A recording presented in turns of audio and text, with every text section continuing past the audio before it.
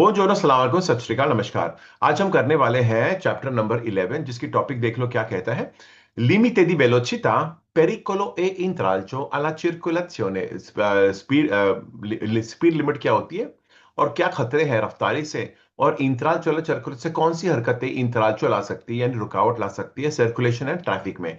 तो इससे हम क्या कैसे बचें, ये सारी चीजें के बारे में हम अभी बात करने वाले हैं।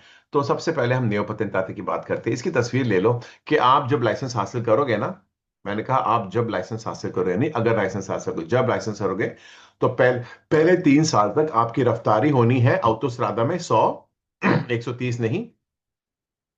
और एक्स्ट्रा उर्बाना प्रिंसिपल जहाँ जहाँ दूसरे 110 चलाते हैं, आप 90 चलाओगे 3 साल तक। याद रखें क्या हो जाएगा अगर आपने स्पीड लिमिट को तोड़ दिया इस नियो पतंताती के दौरान।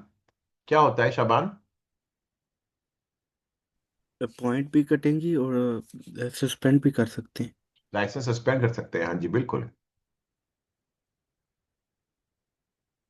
हम्म। Pericolo e intralcio alla circolazione, regolazione della velocità e limiti.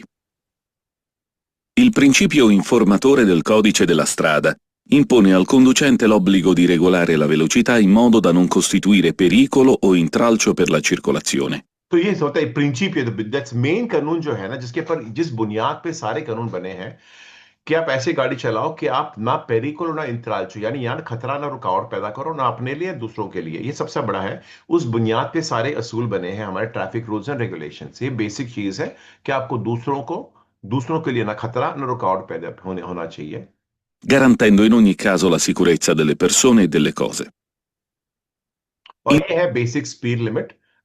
Italy के अंदर जब आप इटली में आते हैं, कोई भी रास्ता इटली में आता है एंटर करते वक्त आपको ये नजर आता है, यहाँ पे 50 है स्पीड लिमिट उर्बाना में, शहर बताया है, क्योंकि जो बाहर से आता है उसको इटालियन शायद नहीं आती होगी। तो हम इससे तस्वीर के जरिए बताया है कि शहर के अंदर 50 होती है, शहर के बाहर निकल गए सेकेंडरी में 90 होती है। और ये दो हाईवे की साइनें हैं, ये ऑटोस्ट्रादा है जो 130 होती है, और जो एक्स्ट्रा उर्बाना प्रिंसिपाले 110 होती है। अब यहाँ पे बड़ी महंगी गाड़ी बताई गई है, और इसको बोलते हैं veicoli chi guida un veicolo ad elevate prestazioni। ये मतलब क्या होता है veicolo ad elevate prestazioni? जो गाड़ियां बहुत तगड़ी, इसकी मोटर बहुत तगड़ी होती है, वो एक एक मिनट के अंदर 0 से 100 की स्पीड में पहुंच सकते हैं बहुत जल्दी। तो वो बेशक आपकी गाड़ी कहता है बड़ी महंगी है, बड़ी फरारी चला रहे हो, इसके बावजूद आपके लिए भी एक यही स्पीड लिमिट लागू होने वाली है। ऐसा नहीं क्योंकि बंदा फरारी खरीद ले तो उसने हक खरीद लिया हाँ जल्दी गुजरने का, लेकिन इसके लिए अभी कंटिन्यू करते हैं। यानी बेशक आपकी गाड़ी महंगी भी हो, फिर भी आपने दूसरों के बराबर कानून अमल करना है स्पीड लिमिट का। In effetti il conducente, oltre a regolare la velocità rispettando i limiti previsti per la strada che sta percorrendo, deve considerare le caratteristiche e le condizioni della strada stessa. Le तो कौन सी चीजें देख मद्देनजर रखोगे आप तेजी तय करने के लिए? condizioni del veicolo della strada, सड़क की सूरत हाल देखोगे तय करने के लिए। और ट्रैफिक की सूरत हाल हम इंसान तय करता है, मैं कितनी रफ्तार से चलाऊं, ये देख करके ट्रैफिक की सूरत हाल क्या है ना। condizioni del traffico, le condizioni atmosferiche o di visibilità, कंडीशनी एटमॉस्फेरिक यानी मौसमी हालात, और विजिबिलिटी नहीं जितना आपको नजर आता है। ये सारी चीजें जहन में रख के इंसान तय करता है कितनी तेजी में गाड़ी चलाऊंगा। la velocità va anche regolata in relazione alle proprie condizioni psicofisiche. अभी देखो ये ड्राइवर कितना खुश नजर आ रहा है ना ये। तो ये कह रहा है, इसको गुस्सा आया है, मतलब जज्बाती है। तो बेसिकली कहता है आपने तेजी तय करनी है अपने psico condizioni psicofisiche। मतलब क्या? condition यानी हालात, psico यानी दिमागी, फिजिक यानी जिस्मी तौर पे।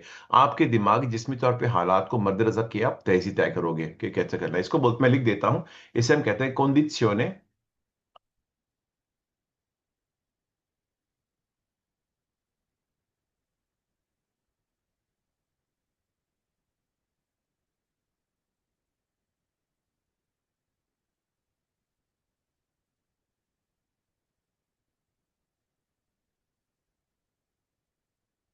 हम उसको इस तरह से पुकारते हैं, देखो यहाँ पे लिखा है condizioni psicofisiche non adatte। आपको क्विज में ये नजर आएगा, मैंने वो लिखा है जो क्विज में आता है नजर आपको। क्या हो गया संदीप को? आपने उसके सर पे लिख दिया। तो जानबूझ के लिखे, वहां पे नजर आएगा आपको कि बताने के दिमागी हालात है ना इसके लिए। condizione psicofisiche non adatte, उसकी तबीयत ठीक नहीं दिमागी, और stato emotivo alterato, altered state of mind। ये सारी चीजों देखकर ना, क्योंकि ऐसे चीजों, अगर आपको पता है कि सूरत हाल ज्यादा ठीक नहीं है, जज्बाती हालात में गाड़ी चलाना ठीक नहीं होता है, और आपको बता रहा हूं, अगर आप अगर मुसाफिर हो ना, किसी के गाड़ी के अंदर बैठे हो और ड्राइवर के साथ बहस हो रही, मत करो बहस। बेशक वो जो बोल रहा गलत है, फिर भी उसको हाँ हाँ में हाँ मिला लो पहले मंजिल तक पहुंच जाओ, उसके बाद में बहस करना बाद में। ड्राइवर के साथ बहस करना आपके लिए तंदुरुस्त नहीं होगा। ओके, निकाल देते हैं, अब ये मिटा देते हैं ये। allo stato del proprio veicolo e alle condizioni di carico. स्टाटो del proprio veicolo मतलब आपकी गाड़ी की स्टेट कैसी है, हालात क्या है, और कंडीशन del carico होता है जितना सामान आप लेते हो, ये भी जहन में रखना है। अगर ज्यादा भारी सामान है तो इंसान को पता है मैं ज्यादा तेज नहीं चला पाऊंगा, क्योंकि हर बार जब ब्रेक लगती है तो जितना सामान का वजन है उतना ही धक्का आपको आगे महसूस करता है, तो आपका ब्रेक डिस्टेंस बढ़ जाता है क्योंकि वजन ज्यादा है गाड़ी पे। अभी आता है पेरिकोलोसिटा डेला वेलोचिटा। देखिए, गाड़ियां ठुकती क्यों हैं? दो चीजों के लिए। एक, कि आपने बहुत तेज गाड़ी चलाई थी। दूसरी, एक्चुअली तीन चीज होती है। बहुत तेज गाड़ी, हिफाजती फासला ना रखना, और ध्यान का भटकना। इसके अलावा कोई होती नहीं वजह गाड़ी ठुकने की। तो अभी बताते हैं पेरिकोलोसिटी del veicolo, खतरा क्या है ज्यादा तेज चलाने में।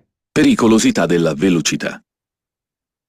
La velocità non deve essere regolata in base al tempo che abbiamo a disposizione. ये बहुत इंपॉर्टेंट है। ला वेलोचिटा नोवा रेगोलातो बाजी अल टेम्पो के abbiamo a disposizione, यानी अपनी तेजी तय मत करना जितना टाइम है। मिसाल के तौर पे, अगर मानो कि अदिल को बोल्जानो से ट्रेंटो पहुंचना है वो आधे घंटे में, तो इस हिसाब से उतनी तेज चलाए ताकि आधे घंटे में पहुंच जाए। तो नहीं, ऐसा थोड़ी इंसान तय करता है अपनी अपनी रफ्तारी। आपको तय करनी है, स्पीड लिमिट नहीं तोड़ेंगे आप इसके इसके बावजूद। तो ये गलत होगा सोचना कि आप अपनी रफ्तारी तय कर सकते हो जितना टाइम आपके पास है, उस वो जहन में रखकर। Per raggiungere una meta. Anzi, con la nostra velocità non dobbiamo mai costituire pericolo per la sicurezza della circolazione e deve sempre consentirci di intervenire con sicurezza in caso di imprevisti. Deve sempre consentirci di intervenire in sicurezza। आपको हमेशा इस काबिल होना चाहिए कि आप intervene कर सको, यानी दखलंदाजी दे सको हिफाजती हालात में। जब भी मतलब आपको गाड़ी हमेशा रोकना, कितनी भी तेज चलाओ, जब जरूरत पड़े आप गाड़ी फौरन गाड़ी को रोक सकते हो, अपनी गाड़ी अपनी काबू में है। Perciò, oltre a rispettare il limite prescritto o segnalato per la strada che stiamo percorrendo, la velocità deve essere particolarmente moderata per la presenza di varie tipologie di utenti della strada. तो होता है वो, इसके अलावा कि आप अपनी speed limit जो जिस सड़क पे गाड़ी चला रहे हो उस हिसाब से अपनी स्पीड लिमिट तय करते हो, लेकिन आपको अलग अलग टाइप की गाड़ियों के सामने अलग अलग बर्ताव करना पड़ता है उर्बाना के अंदर। अभी ये चौक पे आ गया तो इसको स्टॉप में रुकना पड़ेगा। Quali?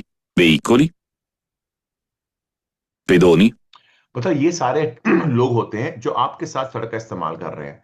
तो आपके साथ सड़क का कौन इस्तेमाल कर रहे हैं? दूसरी व्हीकल, दूसरी गाड़ियां, पैदल चलने वाले। O animali? अभी ये जानवर बता रहा है, लेकिन अनिमाली मतलब वो घोड़ा गाड़ी की बात कर रहे हैं। Nei tratti di strada a visuale non libera, la velocità deve essere moderata per essere pronti ad arrestare il veicolo di fronte ad un ostacolo improvviso e nascosto. Di tratti di strada con visibilità non limitata, सड़क के हिस्से जहां पे visibility नजर आना limit है, उससे ज्यादा नजर नहीं आता। तो आपको इस हिसाब से चलाना है, जितना नजर आता है उतना ही तेज रखो। बेवजह ऐसे तेज करना मुनासिब नहीं होगा।